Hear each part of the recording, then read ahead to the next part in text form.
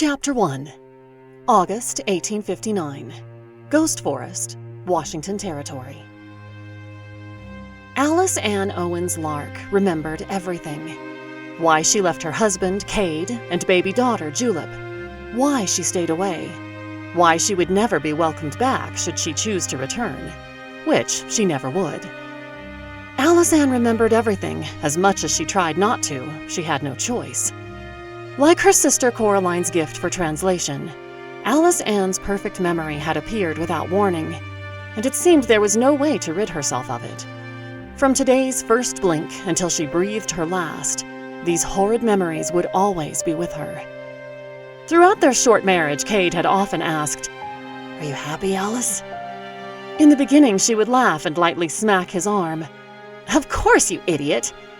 But as time wore on, as her dissatisfaction with her mediocre husband grew, her responses held more hostility than joking affection.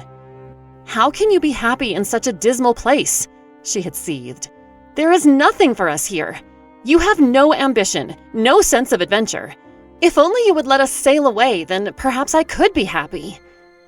"Larksong is my home, Alice Ann," he would reply. "Our family is here." "I'm your family too. I'm your wife. Don't I matter?" "Of course, but everyone else matters too." That was always where their quarrel ended. He would leave the house for his brothers, or the fields, or would play with Julep to avoid further confrontation.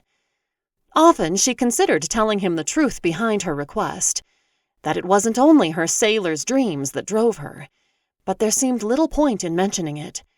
Whether she was gifted or not, he would never leave Larksong, no matter how many arguments she threw his way. Eventually, to her relief, he stopped asking. That was how she knew her time in Larksong was truly at an end. After penning Cade a letter she knew he would never forgive, she left it and her 2-year-old daughter with Coraline. There, on the Pacific shore, Julep snuggled into her blind aunt's lap, finally asleep after her tiny fingers had shoveled sand into her mouth for the 5th time that hour. Small clumps of saliva-laced granules stuck to her dress and her sticky hands, a baby trait Alice Ann would never find endearing.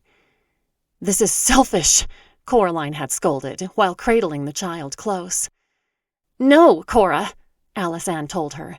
"This is the least selfish thing I've ever done. All my life I've only looked out for myself, and you looked out for me. I was a bad sister, bad daughter, bad wife, bad mother. I'm the only one in our family who deserved to go blind, but I didn't. You're going to let me do this one good deed and take a little of the burden off your shoulders, since I know I placed so much of it there. Tomorrow, hopefully, I'll be the best of everything everyone wanted." "This isn't what we want," her sister had begged. However, Alice Ann still walked away. A year later, she had no seafaring prospects and was living on her last dime. But she wouldn't go back. Couldn't.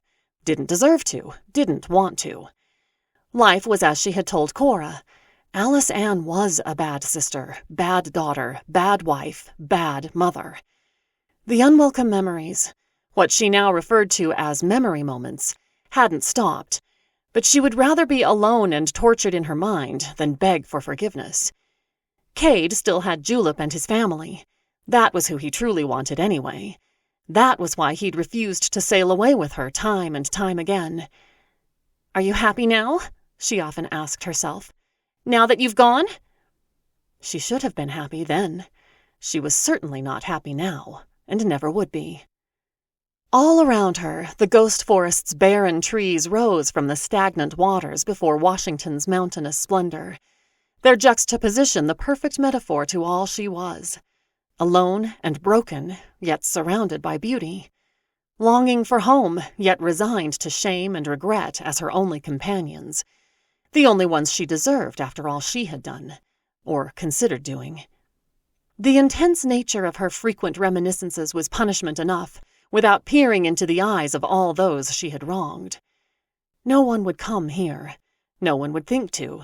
Not even Garrett could find her if he tried. As far as she knew, he had never been able to find another gifted. A ramshackle hut became her home, the last page of her desolate story. A place where she could open her mind to the gift of her memories, where she could scream and no one would hear.